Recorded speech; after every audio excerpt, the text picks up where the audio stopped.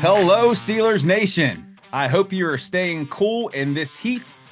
Welcome to episode number 113 of the Steel City Insider podcast. And Jim, I got to start with the question: how was your Father's Day weekend?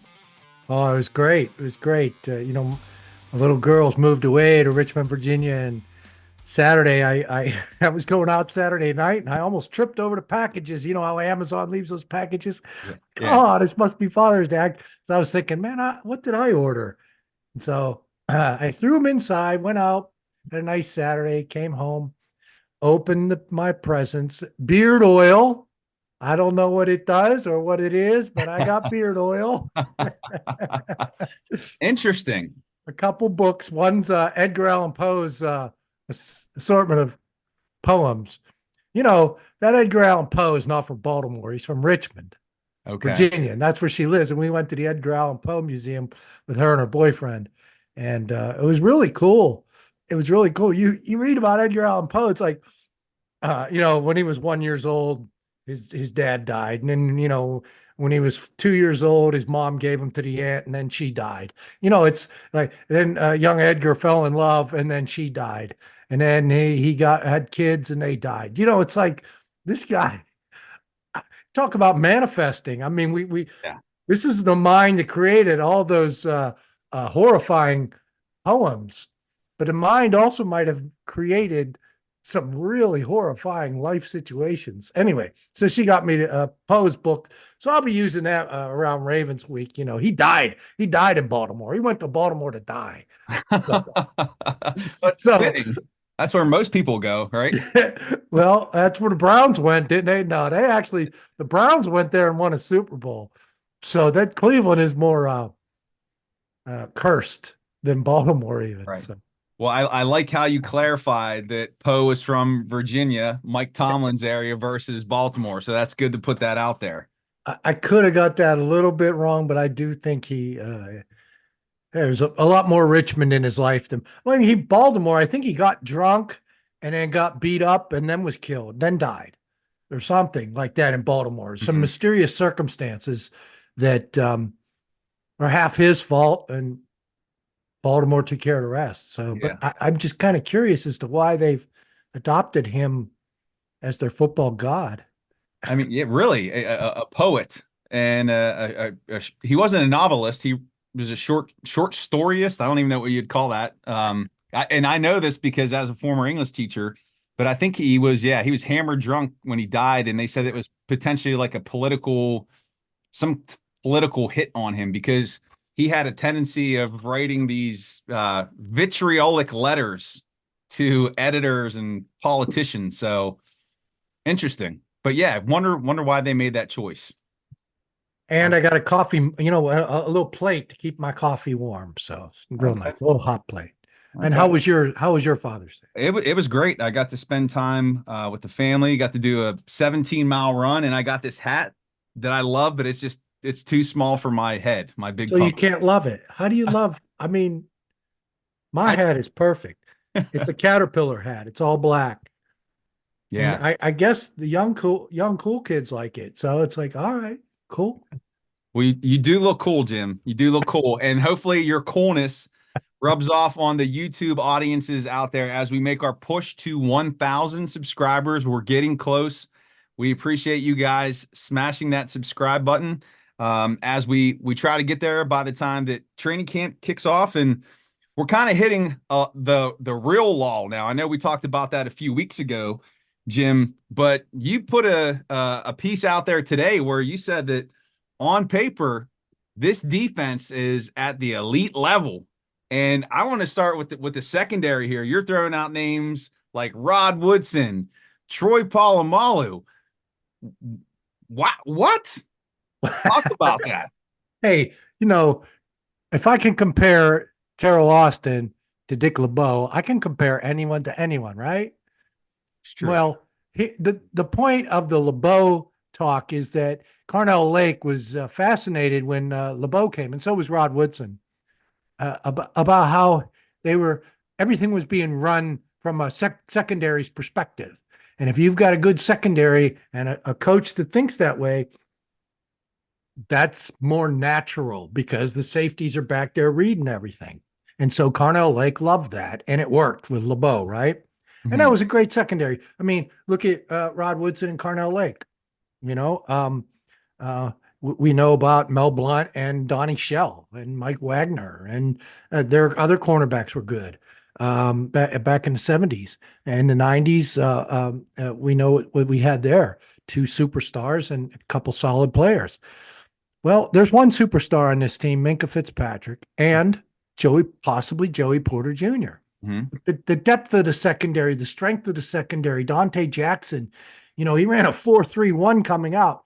I know Austin, I didn't put the quote from Austin in there, but he was raving about Jackson's speed too. I frankly didn't watch him that closely. Hmm. I don't remember him getting burned. He looked lively and athletic to me.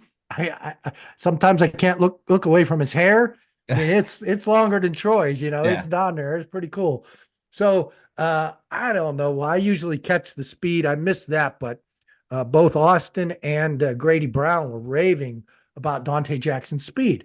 And, Hmm. and then now you have Sutton at the nickel, and I really like Deshaun Elliott. He's a lively character, Hmm. and he's physical in a Donnie Shell way. And you would hope he can come up with 50. What Donnie have 51 interceptions, career interceptions, most ever by a strong safety. Wow. So I would think he has some ball skills, and things are going to happen. DeMonte Casey gives him 6.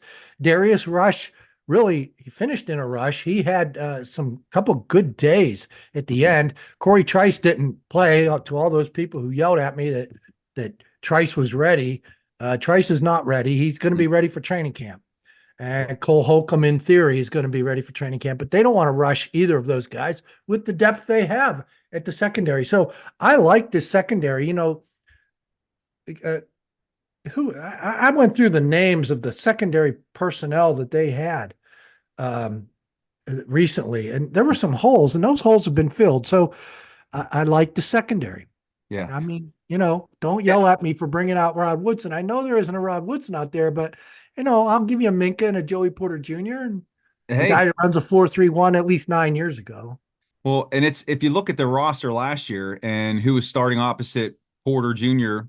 For most of the season, it was Levi Wallace, who speed and Wallace were not synonymous by any stretch of the Oh. imagination. He But now, was a college walk-on because he had such poor speed. Yeah, right? and then he wasn't drafted. He was a good player. Yeah, He he's a gamer, served a role, right? but I But mean, these now, guys, these yeah. guys now they really seem like this is, if not an elite secondary, no holes. Hmm. Can't you? I don't know if you saw the quote by Grady Brown. You can feel the difference with Cam Sutton out there. He said you can feel it how they're communicating and his understanding, how it Yeah, ties it all together. Now, of course, they're probably going to have to wait 6 weeks to use him, so that right. they're gonna spend the preseason getting him ready, and B getting someone else ready too Hmm. for and playing in the preseason games. Someone's going to have to play probably 6 games. Right. Which is not a bad thing to bring somebody along to have that depth, that experience at that spot. But I guess the question becomes because there's so many new faces, new pieces in that secondary, there's always the question about chemistry and can these guys mesh together and perform in harmony or unison. But I guess the communication that you're talking about when they were out there on the field minicamp, that's a good sign. But what is it going to take for them to kind of commingle and come together and to be a steady unit? Well, just keep doing what they're doing. I mean, I don't think it's going to be difficult for Dante Jackson or Deshaun Elliott because the other three are in place. Hmm. Minka, Porter, Sutton. Sutton's been here. So that is all going to, I think that's going to fall right into place. Okay. So then you also talked about how this linebacking core has the potential to be elite. And I get it on the edges with TJ Highsmith and the depth there with Herbig, but that inside backer position, Landon Roberts is a year older. I know they brought in Patrick Queen. He's had some struggles against the run, but what gives you the sense of eliteness there in the middle? I thought you were going to mock me again because I did call down the Thunder again. I referenced 1975 when all three Steelers linebackers made the Pro Bowl. And then, in 1995, they didn't all four make the Pro Bowl, but they eventually did, the inside guys. And they were the best linebacking crew in the NFL, that Blitzburg unit with Lloyd, Green, Kirkland, and Chad Brown. Mhm. Um, and you go into the Farrier, James Harrison, Lamar Woodley, Lawrence Timmons, Larry Foote, Joey Porter, all those guys in the 2000s. Clark Higgins. Do I want to leave anyone out? I think I got them all. And Farrier. Mhm. But yeah, I like this group a lot. The inside linebackers are really causing some excitement. Mhm. We know about TJ, and they're really high on Alex Highsmith becoming a Pro Bowl player. He had 14 and a half sacks a couple years ago when TJ was out. So he's capable. And he and TJ do hold the team tandem record, Mhm. which, I mean, whoever would have thought that Harrison and Lamar Woodley's 2008 record Yeah. would get broken. But those guys had 28 and a half a couple years ago. So last year they had 26, and the aforementioned in 2008 had 27.5. So, I mean, the outside guys are there with some depth from Nick Herbig's only going to get better. And then inside, you know, you bring up Peyton Wilson to these guys, their eyes just pop open. He has been a joy to interview for one. You can Uh-huh. really tell the toughness. He doesn't believe, and I think he whispered the word bullshit to me about this no ACL thing. He doesn't know how it can be. Uh-huh. He said that's what they said at the combine. That's why he got drafted in the third round. Mhm. Terrell Austin's eyes just, wow, when you bring him up, but nobody wants to talk too much about him because they don't want to kick a Landon Roberts to the curb. I Mhm. know he's the guy that you're kind of saying might be a little old at 30, but he's your run stuffer. I heard you say Patrick Queen has kind of not been a run stuffer, but he's not bad.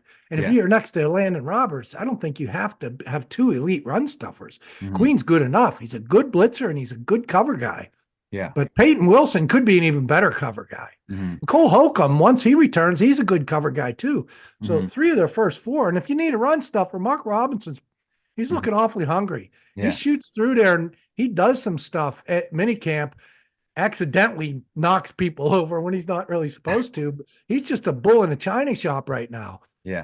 He's definitely worthy of a number 5 spot. Mhm. So Phil Kreidler, this college director who's retired, and I interviewed him, and I'm waiting for the announcement to run it, waiting for the Steelers to announce officially the retirement.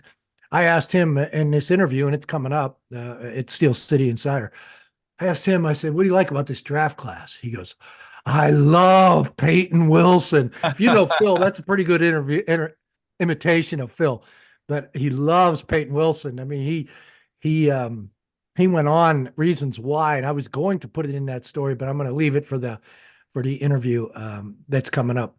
But they just love Peyton Wilson. So I think there's a lot of excitement and a lot of people jostling for those two spots. So Mhm. I think it's going to be a team strength. And after what happened last year, and I'm sure they have Quad Alexander's number on speed dial, and maybe even Miles Jack, just Yeah. in case. I think they go real deep with these guys. And there's some interesting free agents that I'll be writing about soon, undrafted free agents playing inside. It's they learned their lesson, and I don't know that you're going to have an injury run like they had last year. So, It was a hodgepodge last year for sure. And but yeah, I was but just saying Roberts really he, emerged as a he did. leader, and that's what he is. He's He did. Captain Kirk in there. Yeah. Yeah, And he gives confidence to stopping the run in the interior. But if you just go back the last several years, it's been quite a while, quite some time since they've had inside linebackers who could stop the run. And that's been almost an Achilles heel for quite some time. But the fact that there's some depth there, you've got some solid players, it is exciting. I did mention Jack Lambert, right, and You Jack Ham. did. You Yeah, did. so we go Did. back. That's how far we go back. No, I mean Kirkland could stuff the run, and Chad Brown was a good ball player, and Greg Lloyd could stop the run. I That was a mean, great linebacking core. Yeah. and let me recall Earl the Hitman Holmes, and you were there, weren't you, in the locker room when that fight happened with Richard Huntley and The Earl Holmes? fist. Earl's fist came over this shoulder. It was like, I look and there's a fist over my shoulder. It just missed Huntley. We were interviewing Huntley because we were interviewing him about the fights that we just saw on the field in the spring. Mhm. It was at Three Rivers Stadium. And we weren't supposed to go in the locker room right away, but it was like, might have been the last minicamp practice or one of the last ones. And it was hot. And I think we were tired of listening to their rules. Mhm. So we got in there a little early. It sure as hell they didn't have a cool down period, and those boys were still fighting as they were on the field. So we're asking Huntley, why are the linebackers kicking your ass all every other play? All of a sudden, this linebacker's fist is over my Oh, shoulder, man. and I still have the tape. Me and Bouchette, we laughed because we let our tape recorders run, and Sharper Danish was shouting that Bouchette's got his tape recorder running. The linebackers were holding stools over the head and saying, "You want some?" And the other guy would say, "I got some." It was just that was a rallying cry for the 2000 season. Wow. And anyway, Wow. it's I was right there. Jerry DiPaolo, Ed Bouchette. I think it was us three. Yeah. I loved the hitman. He was great. So the last position we're leaving out here on the defensive side of the football that you are calling elite, right? You're citing these legendary Steelers names, but let's talk about that defensive line because that's again, if we talk about a weakness there in the interior, the line has struggled a bit. You got Cam Hayward, who's a little bit older. Larry Ogunjobi isn't getting any younger. Keanu Benton had a great year last year. He should be ready to step up. But what are you seeing on that D line to complete this defense? Well, I mean, look, Benton was a rookie last year who was playing behind Montrevious Adams for the most part, at least the first half of the season. And nose tackle doesn't play all that much anyway. And then he would rotate in, and everybody saw him develop. And he's a beast right now, and everybody's very excited about him. Cam Hayward, look what he was last year. Mm-hmm. And he's going to be twice that player this year. I mean, he may not be the Cam Hayward of 2 years ago, Mm-hmm. but he might be. Yeah. Really. I mean, last year we can understand why he had a bad year, right? I mean, I think he missed 8 games with torn groin and then came back and played with it and hobbled around, but he played, and now I think he's had 2 operations. You could correct me if I'm wrong on that. Yeah, I think that's correct. Mm-hmm. Yeah, and so and plus he's got a chip on his shoulder, and I see people giving him crap on Twitter. Come on, people. This is not a distraction. He missed a couple of weeks of OTAs. Yeah. And Tom, if a veteran like Hayward goes to Tomlin and says, "What do you want me to do with OTAs?" Tomlin will say, "Stay home. I want to play these other guys. I Mm-hmm. want these other guys to get their reps." Yeah. But they do like when Cam comes and mentors, Mm-hmm. and he leads and shows them all how hard he works and how hard they have to work. Keanu Benton said, "I learned all that last year. I want to be the leader right now." During the first 2 weeks, Keanu Benton was that guy. He was doing all the things Cam did to him as Mm-hmm. rookie. So, Mm-hmm. and they allowed Benton to lead instead of Ogunjobi. Ogunjobi was working on the other field for the first week or so. But I don't even remember him at OTAs last year at all. Mm-hmm. And I know 2 years ago he was out until, late in camp, if even he might have missed a season. So he hasn't been healthy.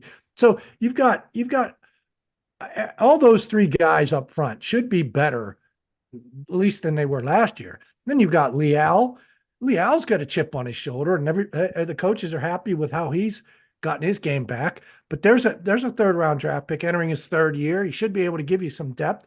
Isaiah Loudermilk give you some depth. He's got the body. He can take up snaps. Mm-hmm. And then there's an obvious guy. Dean Lowry. Mm-hmm. I mean, he has how many starts in the NFL? Yeah. At least 36. That number comes to me, but he's been a starter last 8 years, and they liked him coming out because he had that 5-tech body of Aaron Smith. I said, "You got a body like Aaron Smith and Brett Kiesel. You ever hear those guys?" He goes, "Yeah, I've been compared to Aaron Smith." So okay, he might even be in Aaron Smith's old locker. It's right near there. But yeah, I mean, it's cool that he's comparing himself to Aaron Smith. Why not shoot for the top? Aaron was a great player. So Dean Lowry can help that depth. There's going to be depth. That 95 if we go back, that 95 D line, what did they have? Ray Seals, Brenson Buckner. Was it Kevin Henry? Keegan Henry. I was just gonna say, yeah, Keegan Henry. Mm-hmm. Okay, so I mean, Ray Seals, big play Ray had some big plays, and Buckner became serviceable, even though he was traded away. Was Joel Steed part of that defensive line? There you go. That's the guy Yeah. I'm missing. Yeah. That's the guy I'm missing. Yeah. Yeah. Okay. Kevin Henry was their fourth guy who moved into the starting lineup like in 96 or 97, not 95. But so, yeah, okay, Steed, quality guy. But I don't know. Benton has more explosiveness than that. And I know the Casey Hampton, Aaron Smith, Brett Kiesel front. I'm not going to compare him to those guys. But I mean, I think this is an elite defense all the way around. Yeah. You know, at least on paper. And an elite defense can carry a team deep into the playoffs. And if that offense can just put enough together, and with the running game that they have, you know, you got an experienced quarterback coming in Russell Wilson. Again, everything seems to be on the uptrend for this team heading into the big law, Jim. And on paper. On paper. Remember what the coach said to me when I said on paper? Yeah. He was saying on paper, yeah, Wex. I said on paper. And he said, come on, let's hear it. Yeah. Called me a legend. You the legend. That's right. He did call you a legend. He did call you a legend. You are a legend, Jim. You're gonna bring it up. I had to bring up my own compliments. Well, I'll put that in the title today. I went and I looked up Denzel Martin. I looked up Denzel Martin. What does he know about me? And I'm like, wow, he was a scout. Started as a scout, moved up. He's been here a while. Yeah. So he's seen me lurking around. So I don't know about the word legend, but he knew how to butter me up, man. Yeah. Made you feel good, right? Yeah. Well, hey, we're going to be off next week, but camp starts July 25th. So there's going to be some downtime. So what are you up to? What's coming up? Well, we got to cover the upcoming wide receiver trade, right? Oh, that's right. That's right. With San Francisco. You were going into the offense. I thought you were going to go there. There's one hole still, maybe. Yes. Jim, what do you think of that hole? Well, you know, I don't know about this trade. We talk about this trade every week. We dismiss it. This guy apparently is not going to be signed by San Francisco, Brandon Ayuk. I retweeted a great article by Doug Farrar. He's a Seattle-based guy that I quote every now and then. He wrote a really good article breaking down Brandon Ayuk. Look on Twitter. He has it on Facebook too, but Doug Farrar, look it up on Twitter. I retweeted it, so it will be under my feed too. Breaks it down pretty good. Is he a number one? And the case, he broke it down. The final answer was he's a 1A. He could be one, but he doesn't have those one significant alpha trait. Mm-hmm. And one of the things San Francisco doesn't like about him apparently is he's not a consistent blocker. He's missed a lot of blocks. Mm-hmm. But, you know, so that's the one guy that if they want a second rounder, forget it. I wouldn't trade a second rounder. A third rounder, I'd start thinking about it. Mm-hmm. And that would fill the final hole. But I tell you, Van Jefferson runs under some deep balls. I thought he couldn't move the first week I watched him, and he's come on. Now I don't know if he has consistency over the middle, how his routes are, things like that. Calvin Austin, on the other hand, first week he told me about how this trainer of his, a wide receiver guru in the NFL, unlocked the key to running routes for him. Mm-hmm. And man, everybody was talking about his route running. I don't think they got it from my story. You know, I'm coaches and scouts and some reporters that know what they're looking at. We're all talking about Calvin's route running. The quarterbacks were excited. So that's exciting. Mm-hmm. And, Scotty Miller's a tough little guy. He can help as a number 5. I think they can get away with what they have, but that is the one hole that can finish it. And I'm not buying this. They don't need a number 2 receiver because this offensive coordinator runs 2 tight ends in the running game. I mean, that stuff works because if you have 2 threats outside, it works better. Mm-hmm. So if Calvin Austin can be that threat, great. If Van Jefferson can be that threat, great. Yeah. If they want to add a total 1A to George Pickens' 1, Now you're talking about some real potential. And the quarterback, Russell Wilson's going to be good. Yeah. He's going to be good. Well, they've been talking about this move here with San Francisco and Ayuk for quite some time. So is it a case of where there's smoke, there's fire? We'll find out here in the next couple weeks. So, but Well, I will. I'm not. I have no vacations. I went to no Richmond. days off. I'm gonna go visit my brother in Connecticut. So I'll be on top of all this stuff. And you were asking what we have coming Yeah. in these 5 weeks. I have a tape recorder full of good stuff. Phil's retirement column, and I'm gonna dig back into the snapshot feature we had running. I left off at Peyton Wilson. I got the first. How many picks? Oh, how many picks they have in the first 2 rounds? They have 3. 3. Yeah. Didn't they? Yeah. Yep. Here, hold on. I'll double check just to make sure Oh no, they had 2 third-round picks. Yeah, 2 third-round picks. Yep. Yeah. So okay, we left off 97. after the first third-round pick. I'm gonna start back up with Peyton Wilson. I got some really good stuff on Peyton Wilson and Mason McCormick. I sat down the last day to I had talked to him the first day to keep my snapshots rolling. Okay. And I got some stuff, but so much has happened over the spring to him, and he's so gregarious. And plus, I want to know what South Dakota's like. Yeah. What do you do there? So he told me some things, and he told me about high school ball there and college ball. So really cool interviews and going on down with all the undrafted free agents and guys like that. And I tell you, Denzel Mims, I looked over, should I talk to him? He would be a summer piece. And I'm like, he's just not any good. I don't get. All these people kept saying, and then there was a possible long shot, Denzel Mims, and he was a first round pick or second round pick? Mm-hmm. He was the worst guy out there. He just I hate to kick a guy when he's down.